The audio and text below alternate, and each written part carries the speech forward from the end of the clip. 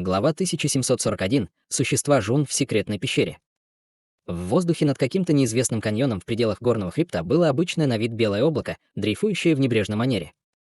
В облаке были спрятаны два пушистых существа Жун, и они что-то тихо обсуждали между собой. «Брат Сюань, с тех пор, как ушли эти четверо, прошло уже больше суток, а они все еще не вернулись. Может быть, с ними что-то случилось?» Озабоченно сказала существо Жун с лазурной отметиной на лбу. Что могло случиться с ними? Два существа из расы Небесного Облака, которых они преследовали, были полностью истощены, и мы послали за ними 4 человек. Что могло пойти не так? Скорее всего, эти два существа расы Небесного Облака решили использовать какие-то секретные техники, чтобы отсрочить их неизбежную гибель, беспечно ответило другое существо Жун в малиновой броне.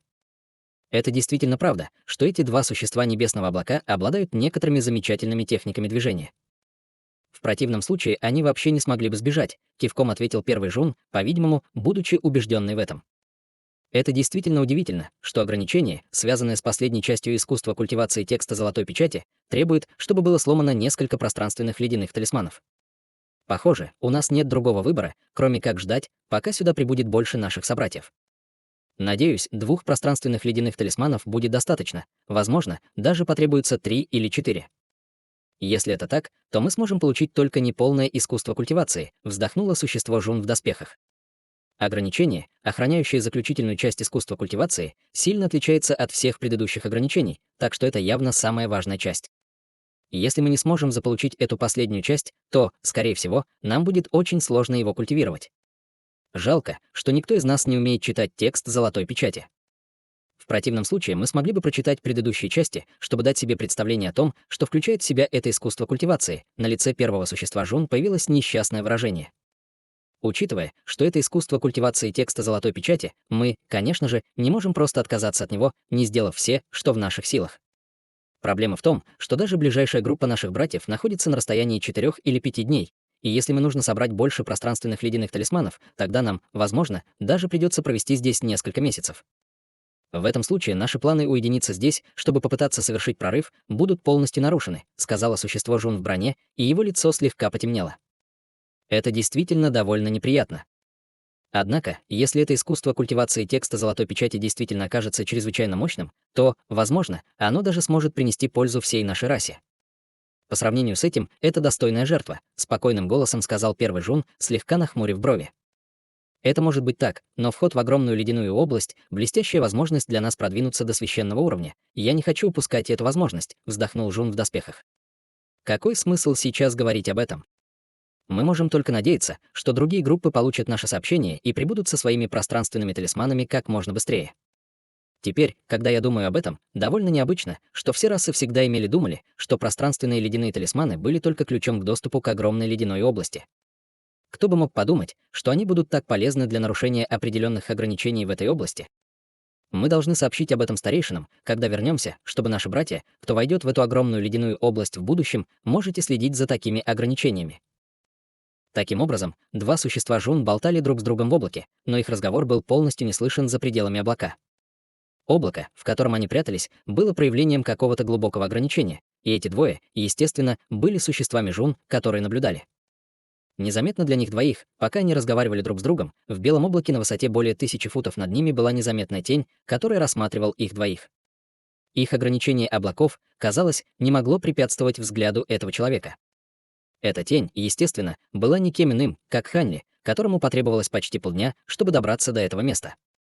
Ограничение белого облака действительно было довольно серьезным, но Ханли все еще мог видеть этих двух существ Жун с помощью своих глаз духовного прозрения. Таким образом, он немедленно использовал свой талисман невидимости, чтобы принять эту нечеткую форму и медленно лететь над ними. Благодаря использованию своего сверхмощного духовного чутья, он, естественно, мог подслушивать разговор между двумя существами Жун, и он был весьма рад услышать, что они еще не завладели всем искусством культивации. Выражение его лица немного изменилось, и когда он услышал о том, что для преодоления последнего ограничения потребовалось несколько пространственных ледяных талисманов, но тут же ему в голову пришла мысль, и выражение его лица стало нормальным. Холодный свет вспыхнул в его глазах, и он, бросив последний взгляд вниз, стал спускаться к каньону. Даже на таком близком расстоянии два существа Жун не смогли обнаружить его присутствие, поэтому, естественно, ему было бы легко убить их, если бы он захотел. Однако их убийство могло предупредить других существ Жун в пещере о его присутствии, поэтому он отказался от этого. В конце концов, он был здесь не для того, чтобы убивать этих существ Жун. У него не было намерения раскрыться до того, как он увидит искусство культивации текста золотой печати. Имея это в виду, Хань Ли спустился на несколько сотен футов в каньон, в его глазах вспыхнул синий свет, и он окинул взглядом обе стороны каньона. Выражение его лица слегка изменилось, и он сфокусировал взгляд на одном из каменных лиц. Каменное лицо было бледно-желтого цвета с несколькими трещинами на поверхности и выглядело весьма приземленным. Однако под определенным углом Хань Ли мог видеть, что эти трещины образуют звездную диаграмму. В его глазах промелькнула тень восторга, и он немедленно спустился прямо к каменному лицу.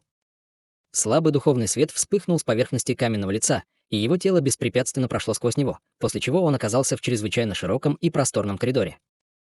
В стены коридора были встроены кристаллы размером с кулак, и все они мерцали слабым белым светом.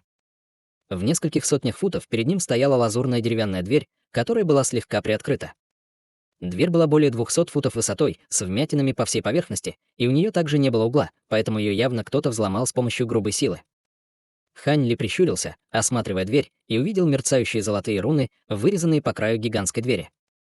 Большинство рун были неполными, но он все же смог сразу определить, что это текст золотой печати.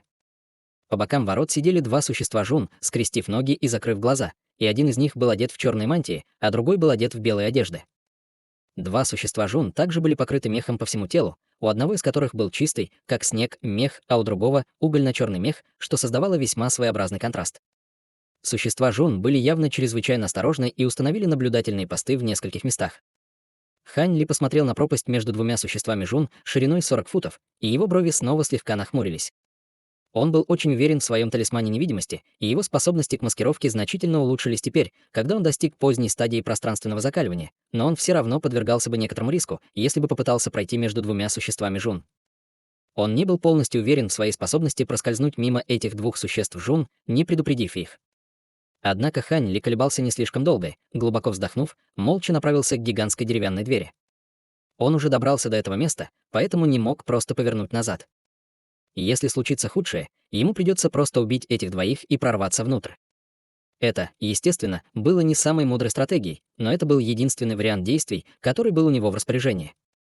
В этом месте было много существ Жун, но он мог уничтожить их, применив тактику партизанской войны. Его единственной заботой было то, что существа Жун могли уничтожить текст золотой печати в пещере в приступе отчаяния. Ущерб был бы непоправимым, и он бы прошел весь этот путь зря. В конце концов, с секретной техникой из мира истинных бессмертных, подобной этой, даже несколько недостающих рун с текстом золотой печати сделают невозможным для него культивацию техники очищения духа. Конечно, это было маловероятно. Если бы он ударил достаточно быстро и даже прибегнул к использованию своего сегмента глубокого небесного клинка и золотых прожорливых жуков, он был уверен, что сможет убить существ Жун в пещере, прежде чем они успеют что-либо сделать.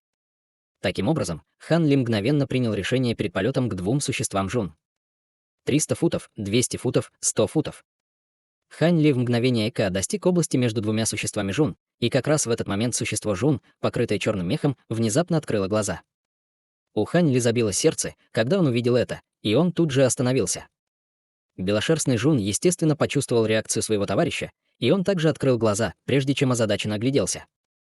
«Ты что-то заметил?» Черношерстное существо Жун вместо ответа просто высвободило свое духовное чувство, которое прошло по телу Хань Ли и пронеслось через весь проход впереди, ускользнув назад. Похоже, это было всего лишь мое воображение. В последнее время я изо всех сил пытался войти в спокойное состояние ума перед медитацией, но ничего не выходит, и я не знаю почему, сказала существо Жун с черной шерстью. Понятно. В этом нет ничего странного. Я тоже был в такой же ситуации с тех пор, как мы вошли в огромную ледяную область. Скорее всего, потому, что мы были слишком напряжены здесь, в этом чужом мире, с улыбкой сказала белошерстное существо Жун. Возможно, и так, сказал Жун с черной шерстью, слегка нахмурив брови. Однако в следующее мгновение он резко поднял рукав по воздуху, послав поток серебряных нитей, устремившихся вперед, и серебряные нити охватили весь проход впереди. Зрачки Хань Ли резко сузились, увидев это, но он остановился на месте и позволил серебряным нитям ударить его. Затем последовала странная сцена. Серебряные нити просто прошли через тело Хань Ли в мгновение ока и ударились о землю, оказавшись серией тонких, как волос, серебряных игл длиной в несколько дюймов каждая. Два существа Жун невозмутимо осмотрели пустой коридор.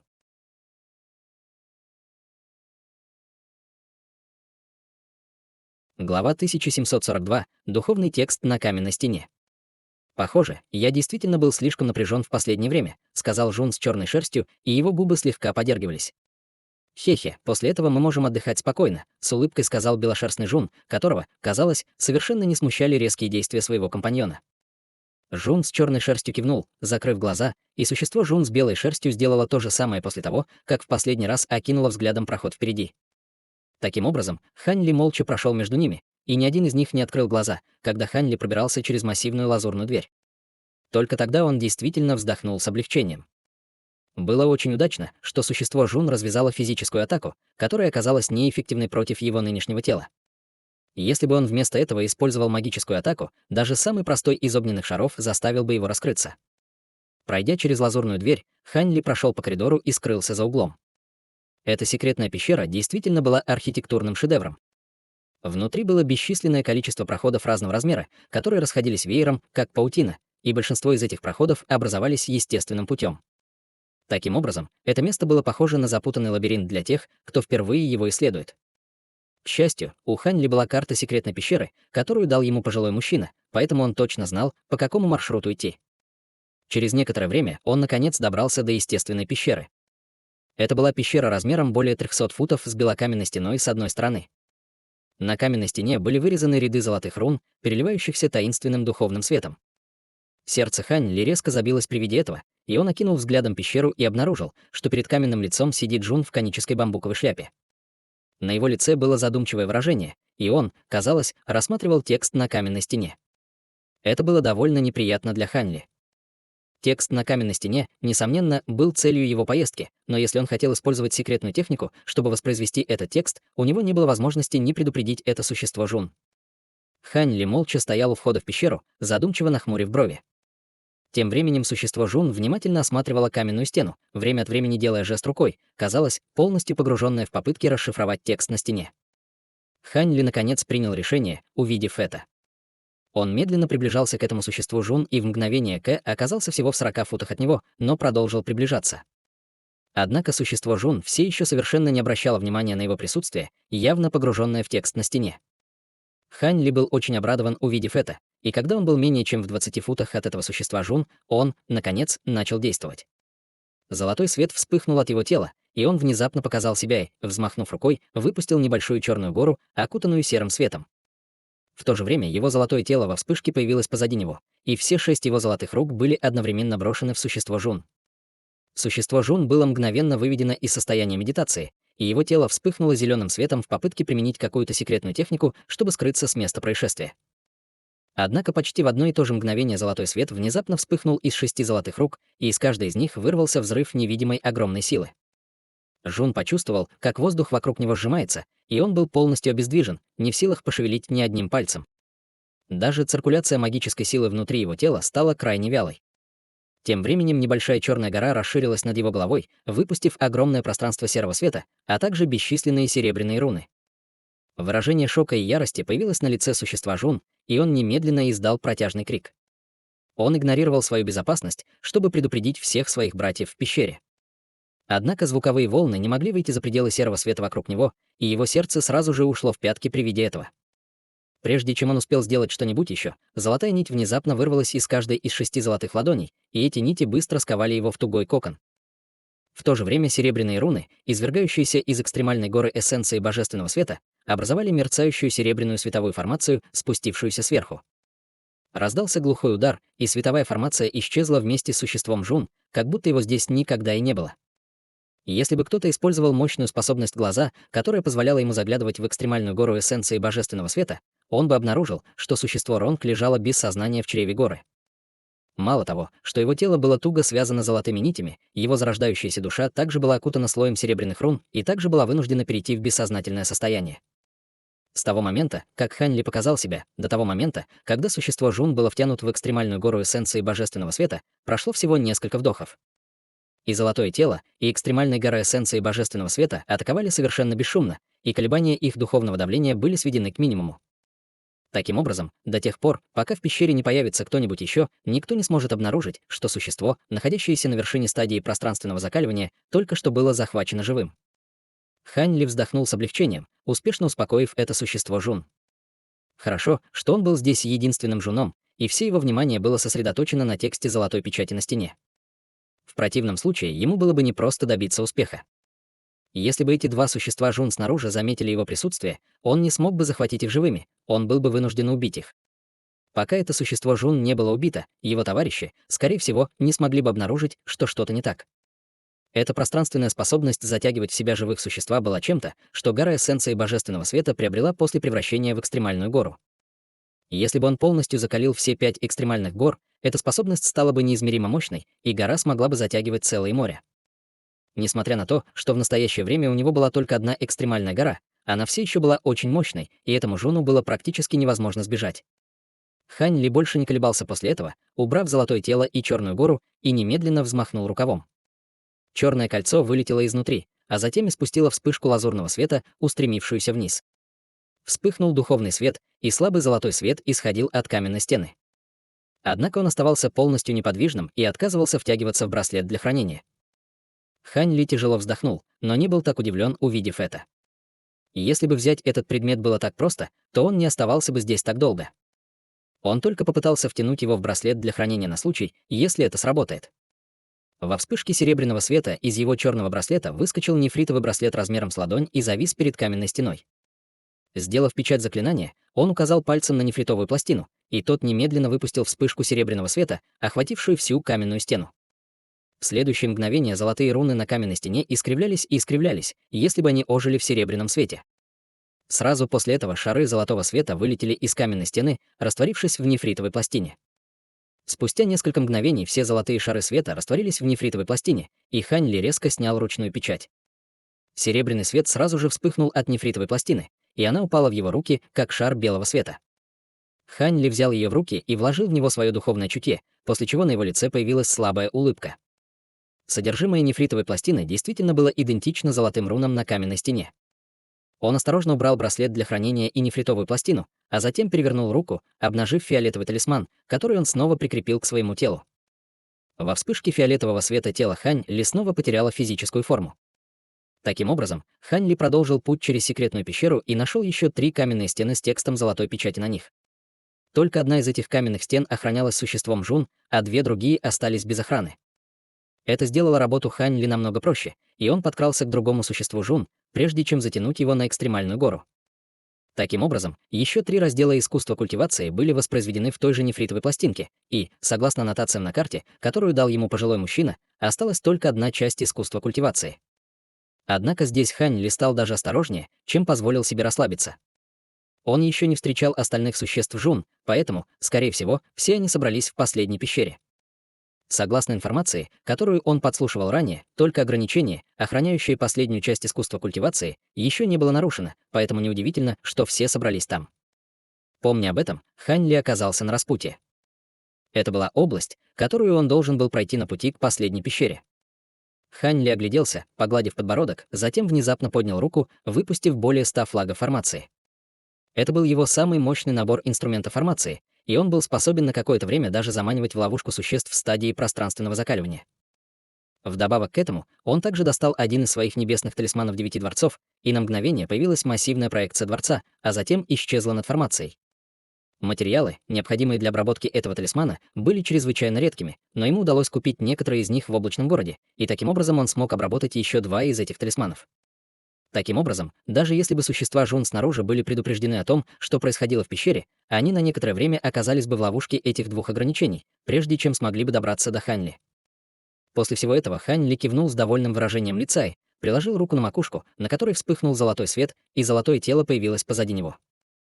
Затем он открыл рот, изгнав шар черной ци, который растворился в золотом теле. Вперед! Хань Ли инструктировал без колебаний. На одном из лиц тела золотого тела появилось свирепое выражение, и оно внезапно растворилось в воздухе, словно призрак. Затем Хань Ли щелкнул пальцами, чтобы отправить шар серебряного пламени и пару серебряных талисманов, вылетевших из его рукавов. Они превратились в серебряного огненного ворона и 2 тусклых серебряных фигур соответственно, а затем также растворились в земле перед ним.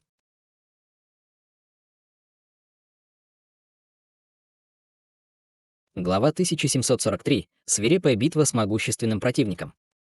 После этого Хань Ли сделал ручную печать, вызвав белую фигуру, которая превратилась в женщину в белом, которая также исчезла в пространстве поблизости.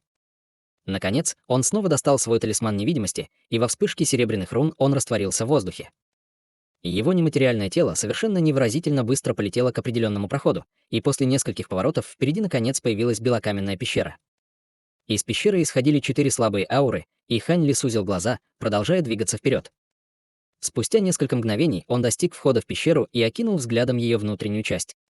Эта пещера была размером более 1000 футов, что намного больше, чем все другие пещеры, и напоминала небольшую площадь.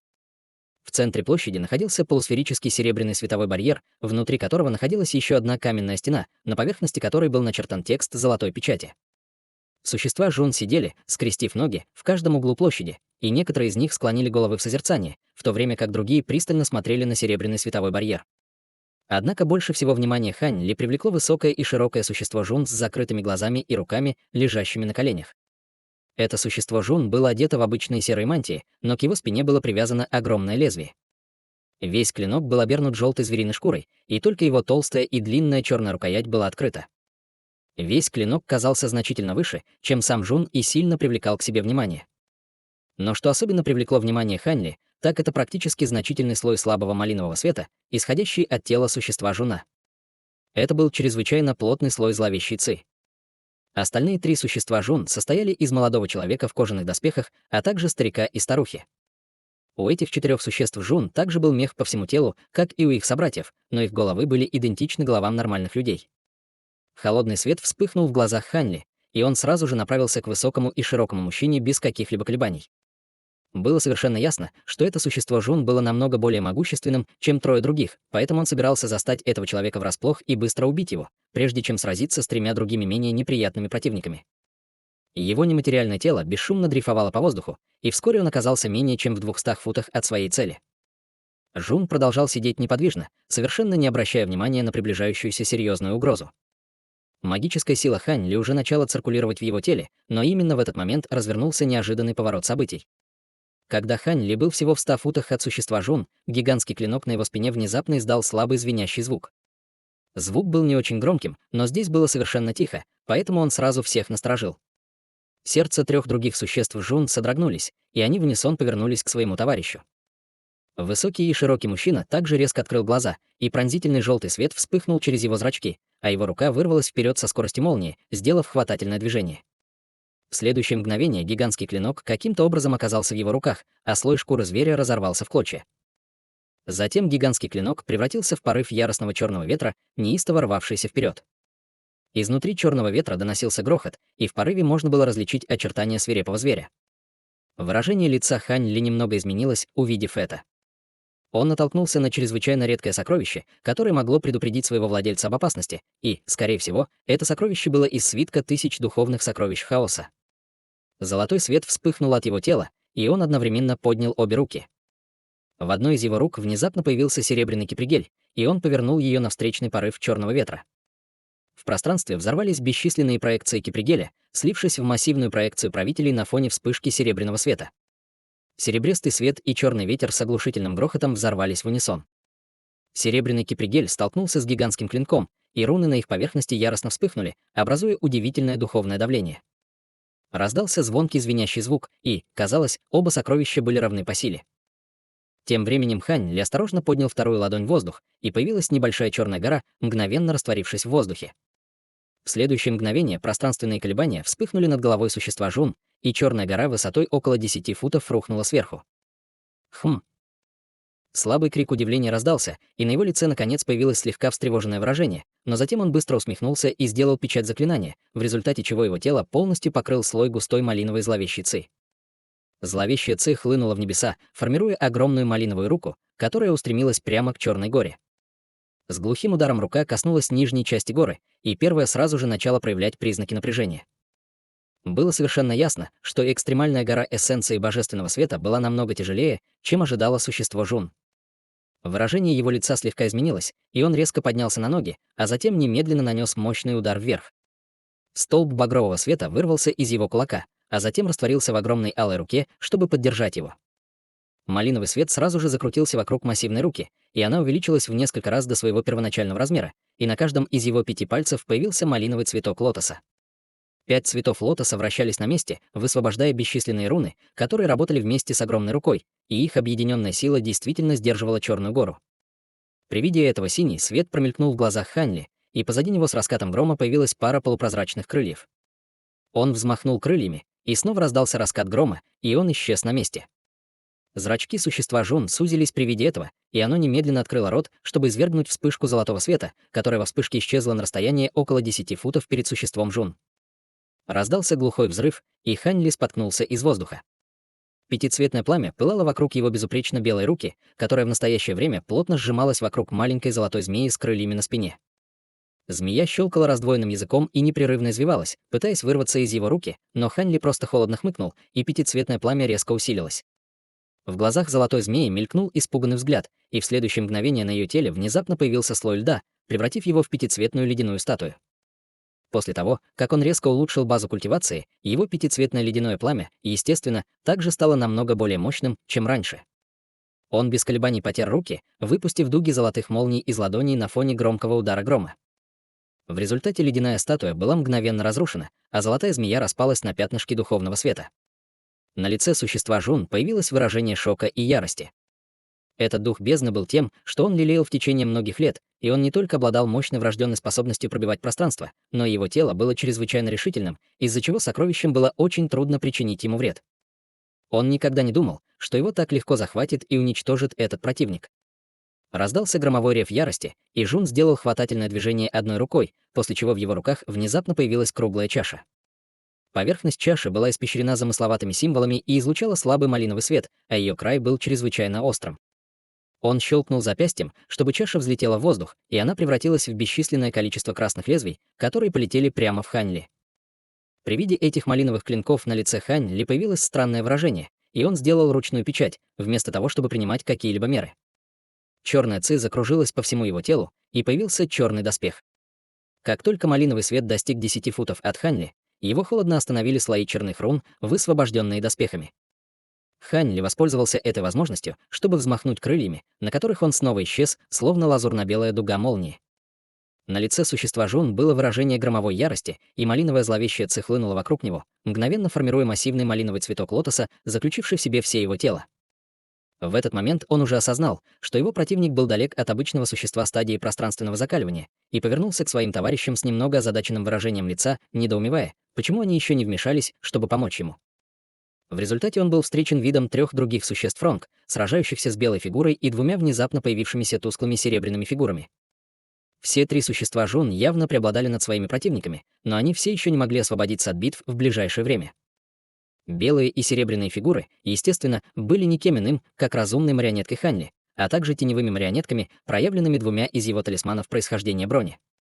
После перехода Ханли на позднюю стадию пространственного закаливания теневые марионетки, проявленные талисманами, также стали намного мощнее, чем раньше, и именно поэтому они смогли сдержать 2 существ Жун на поздней стадии пространственного закаливания. В противном случае теневые марионетки прошлого, скорее всего, уже были бы уничтожены такими могущественными противниками. Что касается куклы, то у нее в руках был синий веер, из которого непрерывным потоком выпускались шары синего света.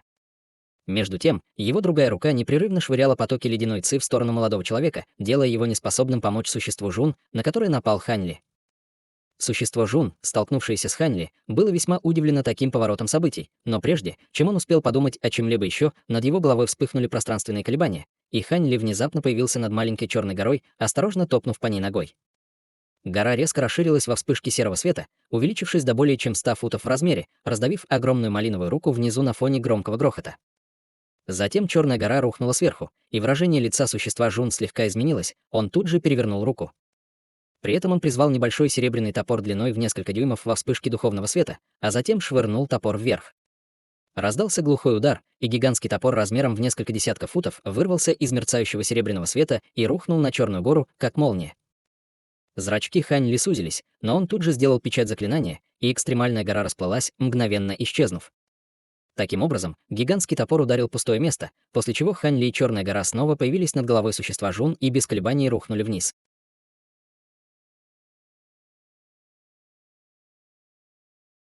Глава 1744. Сокрушение всех врагов. Выражение на лице существа Жун кардинально изменилось, и было совершенно ясно, что он не ожидал, что такая огромная гора может мгновенно входить и выходить из пространства. В этой ужасной ситуации он издал громкий рев, и лепестки малиновых цветов лотоса вокруг него сошлись, образуя плотный малиновый световой барьер толщиной в 7 слоев. В то же время Жун положил руку на макушку своей головы, и из его головы вырвалась волна кровавой зловещей ци, превратившись в свирепого гигантского багрового тигра, который яростно бросился к подножию горы. Черная гора продолжала спускаться, несмотря на раскат грохота, и гигантский тигр был уничтожен почти сразу же, как только столкнулся с горой. Затем гора рухнула на малиновый световой барьер, и от последнего послышался треск. 5 слоев светового барьера были разрушены в мгновение ока, а шестому слою едва удалось остановить нисходящий импульс экстремальной горы, но он сильно дрожал, явно сопротивляясь огромному весу горы. Свирепое выражение появилось на лице существа Жун, и он сделал хватательное движение к гигантскому топору наверху. Огромный серебряный топор повернулся и рухнул вниз, как толстый столб молнии, и полетел прямо на Хань Ли. Веки Хань Ли слегка дернулись, но он не предпринял никаких попыток уклониться. Внезапно из ближайшего пространства возник шар серебряного пламени размером с голову, а затем с безошибочной точностью поразил молнию, образованную гигантским топором. Эти двое с грохотом столкнулись между собой, и гигантский топор был немедленно возвращен в свою первоначальную форму, и его тут же окутало палящее серебряное пламя. Сердце существа Жун содрогнулось от потрясения, увидев это, и прежде, чем он успел среагировать, пространство позади него внезапно искривилось. Затем из воздуха возникла огромная проекция с 3 головами и 6 руками, и над каждой из его 6 ладоней непрерывно вращался шар золотого света. Это было не что иное, как первозданное золотое тело Хань Ли. Появившись, все 6 его рук сошлись перед грудью золотого тела, и 6 шаров света мгновенно соединились в один, формируя золотой вихрь размером с голову. В то же время 2 головы золотого тела закрыли глаза в унисон, повторив 2 разных типа заклинаний, которые накладывались друг на друга. С раскатом грома изнутри водоворота хлынули слабые буддийские песнопения, и водоворот внезапно расширился до размеров примерно 10 футов. Существо Жун, естественно, заметило золотое тело в этот момент, и выражение его лица резко изменилось, и он поспешно взмахнул рукавом перед собой. Позади него сразу же появилось огромное пространство полупрозрачных малиновых нитей, в унисон ринувшись к золотому телу, создавая разрушительный шквал атак. Однако все малиновые нити просто исчезли одна за другой, и они ударились о золотое тело, в то время как само золотое тело осталось совершенно невредимым. Прямо в этот момент из золотого вихря вырвался взрыв огромной силы, и существо Жун почувствовало, как воздух сжимается вокруг него, и он тут же потерял способность двигаться. По спине существа Жун пробежал холодок, и он попытался вытащить гигантский клинок, который все еще вел жестокую битву с серебряным правителем. Однако Хань Ли холодно хмыкнул в ответ, и серебряный кипригель внезапно выпустила бесчисленное количество идентичных проекций, которые устремились к гигантскому клинку, как шары серебряного света. Гигантский клинок действительно был чрезвычайно мощным, но он не смог избежать такого яростного шквала атак за короткое время. Взрыв огромной непреодолимой силы разразился позади существа Жун, и он был втянут в гигантский вихрь позади него, как мчащаяся стрела. Раздался леденящий душу крик, за которым последовал сокрушительный удар, и золотой вихрь слегка вздрогнул, после чего аура существа Жун полностью исчезла. Золотое тело прекратило пение, указав пальцем на огромный вихрь, и во вспышке духовного света вихрь быстро уменьшился до своего первоначального размера, а затем исчез, превратившись в ничто. В этот момент гигантский черный клинок, потерявший своего владельца, издал мучительный вопль, внезапно превратившись в черного змея. Черный змей бешено выпустил облака черной ци, пробив дыру в шквале проекции серебряного кипригеля в попытке скрыться с места происшествия. Однако Хань Ли, казалось, ожидал этого заранее и тут же взмахнул крыльями с раскатом грома, мгновенно появившись над черным клинком в призрачной манере.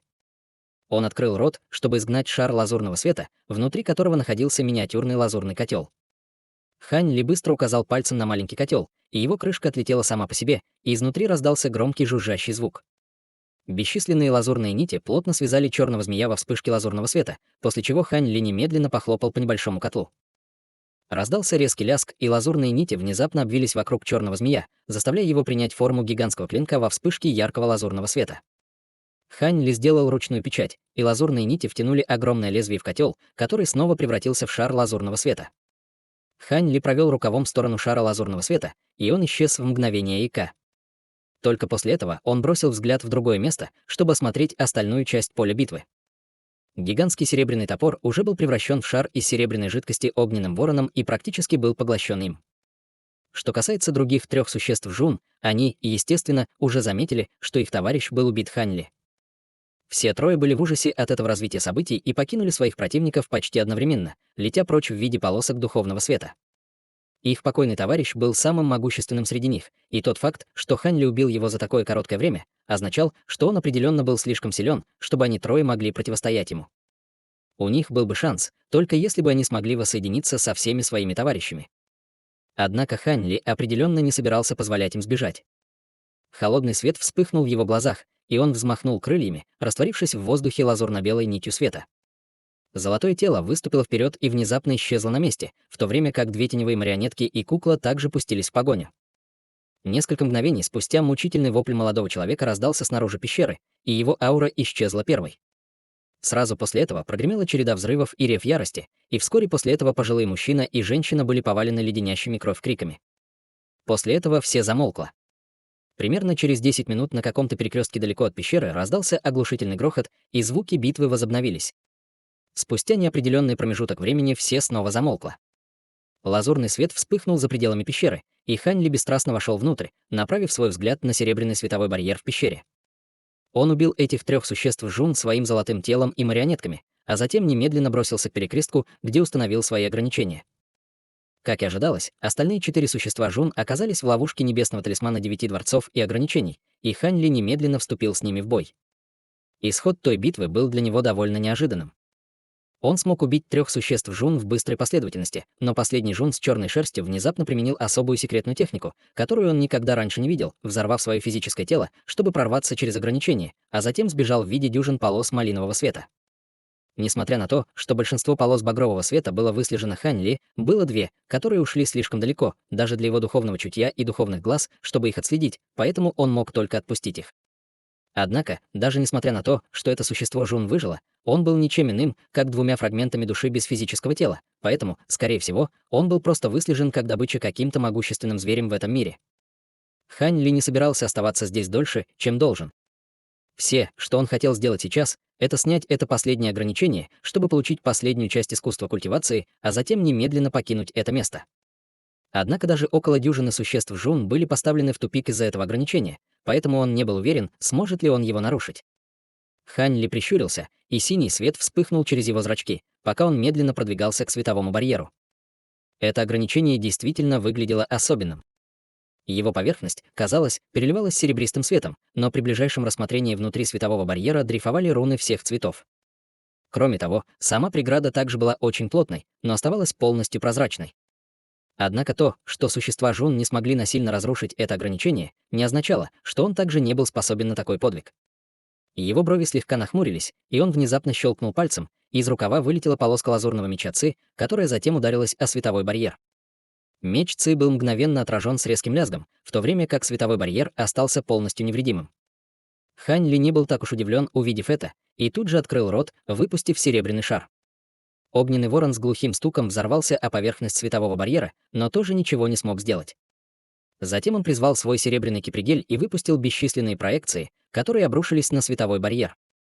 Таким образом, он последовательно испробовал множество видов сокровищ и способностей, но ни одно из них не смогло даже поцарапать серебряный световой барьер. После длительного периода созерцания он даже принял решение, чтобы его золотое тело снова использовало сегмент глубокого небесного клинка, но результат этого заставил его полностью отказаться от попыток разрушить это ограничение с помощью грубой силы. Как и ожидалось, серебряный световой барьер не смог противостоять силе законов, исходящих от высшего небесного сокровища, но в тот момент, когда на его поверхности начали появляться трещины, трещины также появились на каменной стене, защищенной внутри него. Хань Ли сразу испугался этого, и он поспешно отменил атаку с сегмента высшего небесного клинка, получив ответную реакцию, которая в результате почти повредила его истинную сущность. Таким образом, он также отказался от плана использования золотых прожорливых жуков на световом барьере и сел, скрестив ноги, чтобы осмотреть световой барьер и мерцающие на его поверхности руны. К счастью, Хань Ли сам был довольно искусным в построении формаций, и он также слышал, как 2 существа Жун снаружи упоминали о пространственных ледяных талисманах. Таким образом, обдумав ситуацию в пещере в течение дня и ночи, он, наконец, понял, как нарушить это ограничение. Восторженный взрыв смеха вырвался изо рта Хань Ли, и он поднялся на ноги, взмахнув рукавом и выбросив шар золотого и серебряного света. Шар света превратился в старинный талисман длиной около полфута, а затем неподвижно завис в воздухе.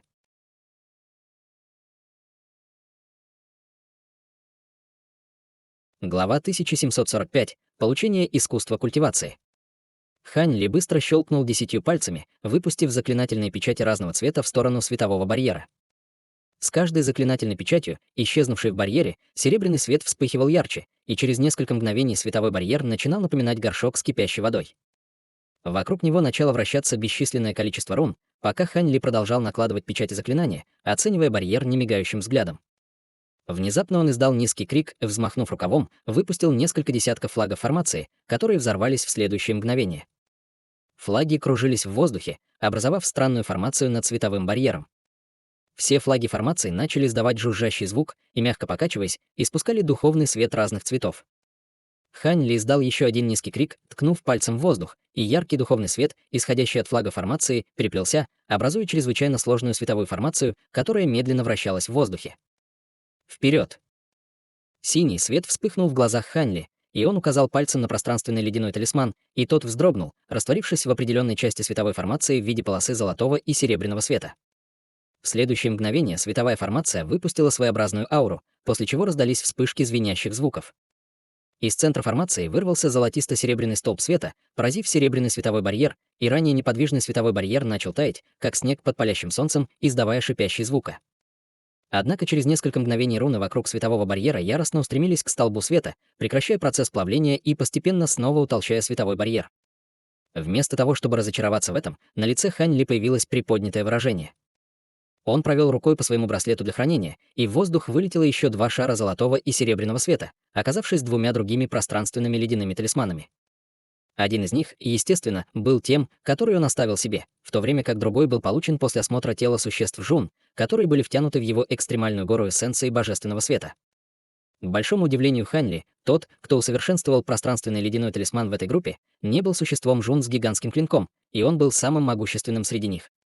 После того, как Хань Ли украл все из браслетов хранения 2 существ Жун, задержанных в его экстремальной горе эссенции божественного света, он использовал своего огненного ворона, чтобы сжечь их в пепел. После того, как появились эти 2 пространственных ледяных талисмана, Хань Ли отбросил их, и они также вздрогнули, исчезнув в световой формации над серебряным барьером. Световая формация яростно дрогнула, издав грохочущий звук, после чего золотой и серебряный столб света, который он испускал, стал втрое толще, чем прежде. Первоначально серебряный световой барьер едва мог удержаться, но перед лицом такой огромной силы все вращающиеся вокруг него руны взбудоражились и снова начали таять. Примерно через 10 минут прямо перед ожидающими глазами Хань Ли разразился сокрушительный удар, и серебряный световой барьер, наконец, рухнул, вспыхнув несколько раз и исчезнув в небытии. Хань Ли был в восторге, увидев это, и сделал печать заклинания, указав пальцем на световую формацию наверху. Раздался глухой удар, и световая формация также исчезла, снова превратится в серию флагов формации и 3 значка. Затем Хань Ли взмахнул рукавом, изгнав лазурную вспышку, которая мгновенно охватила флаги и значки формации.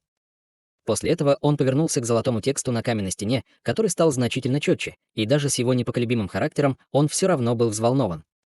Спустя неопределенный промежуток времени полоска лазурного света вылетела из каньона и закружилась в воздухе.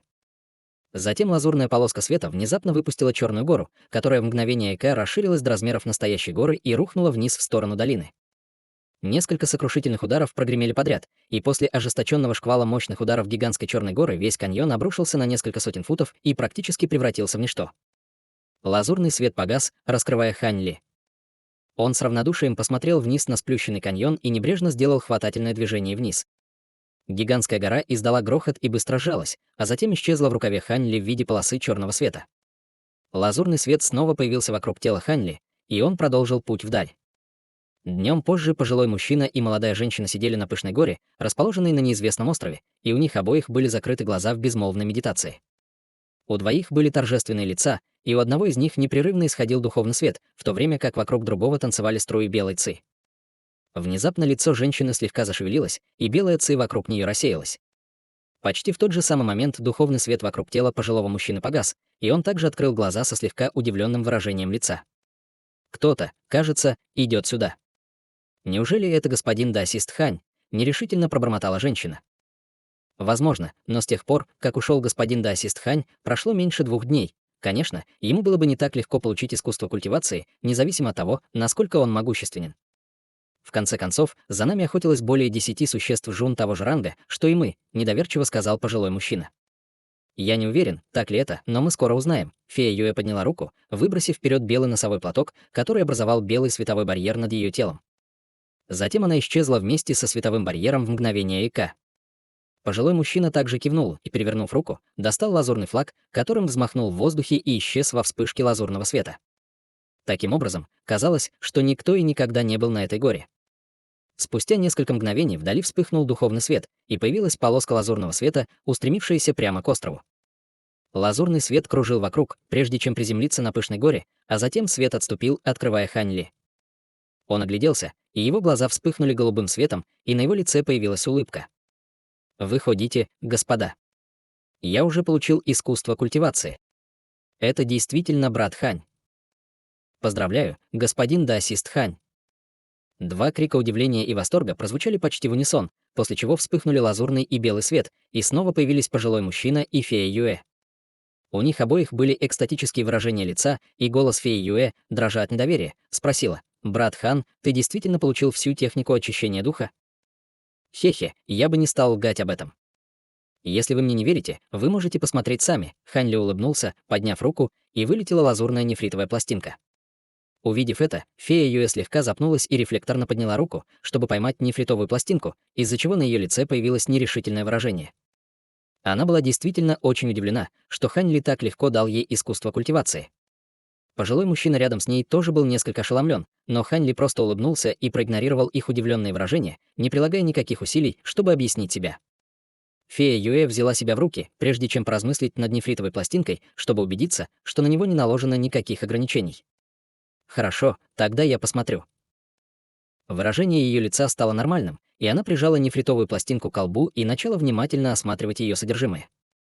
Она утверждала, что может читать тексты с золотой печатью, и казалось, что ее утверждения были правдой. Спустя несколько мгновений на ее лице появился намек на созерцание и восторг, но примерно через 10 минут выражение ее лица стало намного более торжественным и даже немного растерянным. При виде ее реакции пожилой мужчина задумчиво погладил свою бороду.